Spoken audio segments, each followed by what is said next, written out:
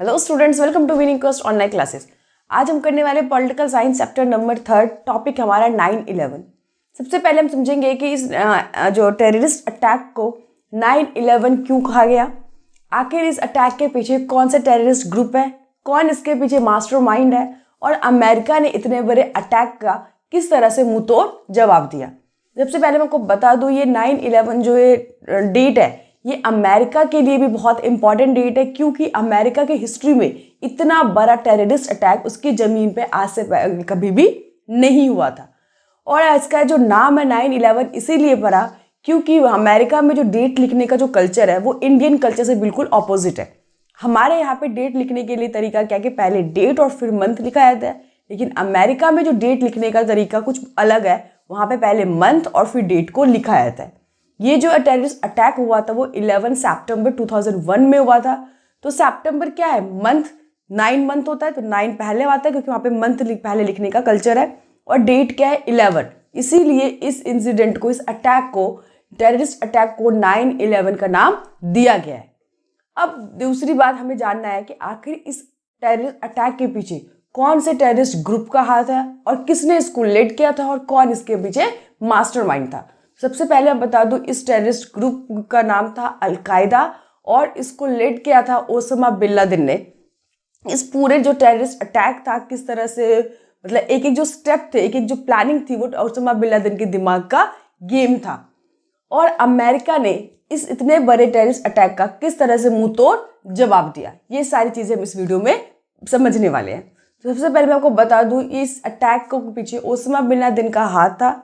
और इस ओसामा ने इस अटैक के लिए उसको एक ऐसे टेररिस्ट की जरूरत थी जो कि अब इस मिशन के बाद सुसाइड मिशन पे निकल सके, क्योंकि इस अटैक के बाद कोई भी टेररिस्ट अपने मुल्क, अपने देश वापस नहीं आ सकता था।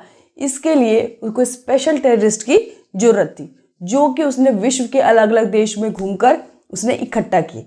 इसने टोटल इसके लिए 19 टेररिस्ट को कलेक्ट किया, जो कि ऑलमोस्ट कितने थे, अरब कंट्री के ही थे। अब इनकी जो ट्रेनिंग थी, जो 19 टेररिस्ट थे, उनकी जो ट्रेनिंग थी वो अमेरिका में रहकर ही पॉसिबल हो सकती थी। इसीलिए उनको अमेरिकन कल्चर, अमेरिका के रहन सहन, अमेरिका के तौर तरीके, इंग्लिश बोलना, इन सब के लिए उसको वेल ट्रेंड करना बहुत ही जरूरी था, ताकि अमेरिका के किसी भी लोगों को वहाँ थोड़ा सा भी शक ना हो कि वो अमेरिका के पर्सन नहीं है। इसके लिए उनको लगभग साल भर की ट्रेनिंग दी गई, जिसमें उनको इंग्लिश बोलना, उनके किस तरह से उनको कपड़े पहनना है, किस तरह उनको बोलना है, किस तरह से उनको खाना खाना है, ये सारी चीज़ें उनको ट्रेनिंग दी गई। लगभग 1 साल तक उनके लिए ट्रेनिंग चलती रही। 1 साल के बाद जब वो इसके लिए प्रॉपर प्रिपेयर हो गए थे, सारे कल्चर्स को अडॉप्ट कर लिया था, वो प्रॉपर मतलब अमेरिकन जैसे बोलना, उठना, बैठना, ये सब उन्होंने अच्छे से सीख लिया था। उसके बाद नेक्स्ट स्टेज था कि किस तरह से 19 के टेररिस्ट को अमेरिका में इमिग्रेट किया जाए, क्योंकि अब उनकी जो ट्रेनिंग थी वो अमेरिका में ही पॉसिबल थी। इसके लिए उस समय ने डिसाइड किया था कि इन 19 जो टेररिस्ट है उनको वो एक साथ अमेरिका शिफ्ट नहीं करेगा, ताकि थोड़ा सा भी उनमें कनेक्शन नजर ना आए और वहाँ पे थोड़ी सी भी उनको शक की गुंजाइश ना हो। इसीलिए इनको अलग अलग ग्रुप बनाया गया, उनको विश्व के अलग अलग देशों से, अलग अलग हिस्सों से अमेरिका भेजा गया। और अमेरिका में ये 19 के 19 टेररिस्ट रहने के बावजूद भी एक दूसरे से स्ट्रेंजर के रूप में रहे, कोई कनेक्शन वो नहीं दिखा। इसके बाद अमेरिका उनको क्या कर देगा, इमिग्रेट कर दिया गया। अब इन 19 टेररिस्ट में से जो 6 टेररिस्ट थे उनको प्लेन चलाने की प्रॉपर ट्रेनिंग देनी थी, क्योंकि इस अटैक को करने के पीछे उनको अपना कोई मिसाइल, अपना कोई बॉम्ब यूज नहीं करना था, बल्कि अमेरिका विमान को ही, अमेरिकन प्लेन को ही वो एक मिसाइल के रूप में इस्तेमाल करने वाले थे। इसके लिए उन 6 जो टेररिस्ट थे उनको वेल ट्रेंड किया गया कि किस तरह से प्लेन को कंट्रोल करना है, प्लेन को उड़ाना है। अब उनकी ट्रेनिंग अमेरिका में ही स्टार्ट हो गई थी। उन 6 टेररिस्ट, 19 टेररिस्ट में से 6 टेररिस्ट ने वही अमेरिकन स्कूल में वहाँ पे अपना एडमिशन ले लिया।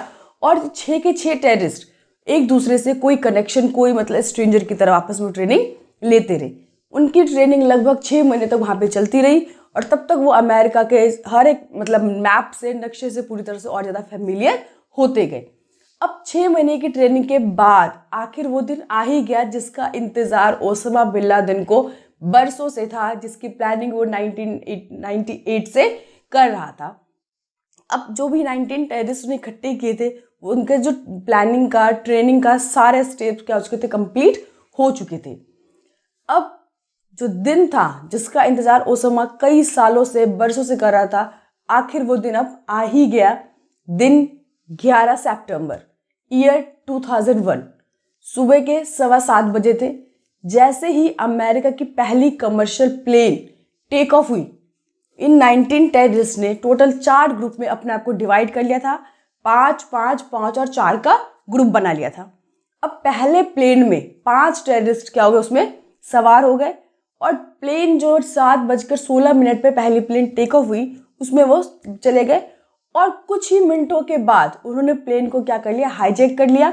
वहां के पायलट और को पायलट की सीट उन्होंने संभाल ली। इस तरह से एक एक करके 4 प्लेन उन्होंने हाईजैक कर लिया और चारों प्लेन पे अपना कब्जा कर लिया और पायलट को पायलट की सीट उन्होंने संभाल ली।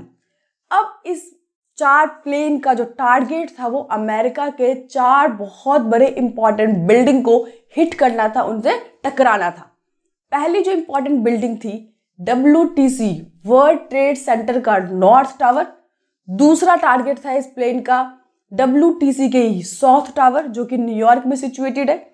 तीसरा इंपॉर्टेंट जो इनका टारगेट था वो पेंटागन बिल्डिंग जहाँ की अमेरिका की यूएस डिफेंस का हेडक्वार्टर है। और चौथा जो उनका टारगेट था अमेरिका के सबसे इंपॉर्टेंट बिल्डिंग जिसे इंडिया का पार्लियामेंट समझ लीजिए, व्हाइट हाउस। ये 4 इनके बड़े बड़े इंपॉर्टेंट टारगेट थे। पहले 3 प्लेन अपने टारगेट को मात्र 2 घंटे के अंदर उन्होंने अचीव कर लिया था। यानी कि पहला जो टारगेट था उनका WTC का नॉर्थ टावर, वहां से प्लेन क्रैश हो गई थी। दूसरा टावर भी अपने टारगेट को अचीव कर चुका था जिसका टारगेट था WTC का साउथ टावर। तीसरा प्लेन भी अपने टारगेट को अचीव कर चुका था, उसका टारगेट था पेंटागन बिल्डिंग जहां पे यूएस डिफेंस का हेडक्वार्टर है। लेकिन जो चौथा प्लेन है वो अपने टारगेट से अभी भी कुछ दूरी पे था। उस पैसेंजर में, जिसे फ्लाइट 93 उस प्लेन का नाम था, उसमें टोटल कुल 40 पैसेंजर सवार थे। उन 40 के 40 पैसेंजर को पता चल चुका था कि अब ये प्लेन हाईजैक हो चुका है और इसमें जो 4 टेररिस्ट है, आखिरी प्लेन में जो 4 टेररिस्ट है वो सुसाइड मिशन पे निकले हुए हैं। उन्हें पता है कि वो मरने वाले हैं और जो 40 के 40 पैसेंजर, उन्हें भी पता था कि हम मौत के मुंह में चले जाएंगे। लेकिन उन्होंने डिसाइड किया कि मरने से पहले हम अमेरिका को इस नुकसान से, इस डिस्ट्रक्शन से बचाने की पूरी कोशिश जरूर करेंगे, क्योंकि अपने मौत को देकर वो अमेरिका के जो जमीन पे रहने वाले लोग हैं उनको वो बचाना चाहते थे। और उन्होंने डिसाइड कर लिया इसके लिए वो क्या करेंगे, उनका सामना करेंगे, उनसे हाथापाई करेंगे और एटलीस्ट कोशिश तो अवश्य करेंगे। इसके लिए 40 के 40 टेररिस्ट ने अपना धावा बोल दिया उन 4 टेररिस्ट पे और उनमें क्या हो गई, हाथापाई स्टार्ट हो गई। और हाथापाई स्टार्ट होते ही जो उस प्लेन का जो पायलट था वो अपना कंसंट्रेशन खो बैठा और जो उसका टारगेट था उस टारगेट से कुछ दूर पहले ही जो पेंसिल्वेनिया फील्ड है वहां पे प्लेन क्या हो गया, क्रैश हो गया। इस पूरे जो हीरोइक एक्ट है कि इसमें जो 40 पैसेंजर ने जो अपना ब्रेवरी एक्ट दिखाया, इसके ऊपर हॉलीवुड में एक मूवी बनी हुई है जिस पिक्चर का नाम है फ्लाइट 93। आप उस मूवी में जाकर देख सकते हो कि इन 40 लोगों ने किस तरह से अपने करेजियस, अपने ब्रेवरी का सबूत दिया और अमेरिका के बहुत बड़े जो डिस्ट्रक्शन से उन्होंने किस तरह से अमेरिका को बचा लिया अपनी जान को देकर। तो इस तरह से जो 4 जो उनके टारगेट थे उसमें से 3 टारगेट को वो अचीव कर चुके थे, लेकिन चौथा प्लेन अपने टारगेट के कुछ दूरी पहले ही प्लेन क्रैश हो गया और वो ओपन फील्ड में। कहा जाता है कि एज पर ऑफिशियल रिपोर्ट कि इस पूरे टेररिस्ट अटैक में लगभग 3000 लोग इसमें मारे गए। और इतने मतलब लोगों के पॉइंट ऑफ व्यू से जो इतना बड़ा डिस्ट्रक्शन है, इतना बड़ा जो नुकसान है वो अमेरिका में कभी भी नहीं हुआ था पूरी हिस्ट्री में। उसे 2 इंसिडेंट से कंपेयर किया जाता है।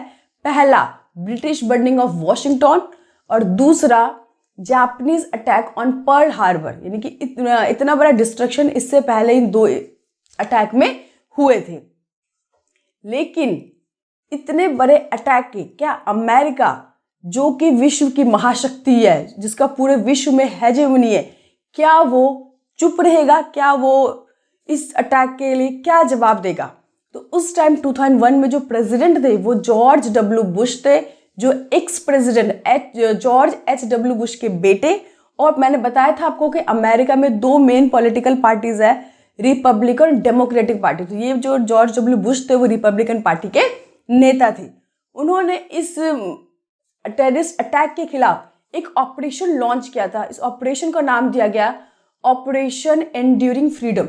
इस ऑपरेशन के तहत किसी भी पर्सन, किसी भी टेररिस्ट ग्रुप जिस पे भी थोड़ा सा भी अगर अमेरिका को डाउट होता, शक होता, अमेरिका की फोर्स वहां से जाते, उस पर्सन या ग्रुप को उठाकर एक ऐसे सीक्रेट जेल में डाल देते, सीक्रेट प्रिजन में डाल देते थे, जहां पे जो कि गुंटानामो बे क्यूबा में सिचुएटेड है। और उस जगह पे कोई भी इंटरनेशनल लॉ, किसी भी देश की सरकार, इवन वहां पे यूएन के जो रिप्रेजेंटेटिव है उन्हें भी वहां के किसी भी प्रिजनर से मिलने नहीं दिया जाता था। यानी कि उस कैदी के साथ, उस प्रिजनर के साथ क्या किया जाता था वो किसी को आज तक पता नहीं चल सका है। कुछ लोगों को तो खैर पता ही नहीं चल पाया कि उनके साथ क्या किया गया, और उनकी जो पहचान है वो पूरी तरह से खत्म हो गई।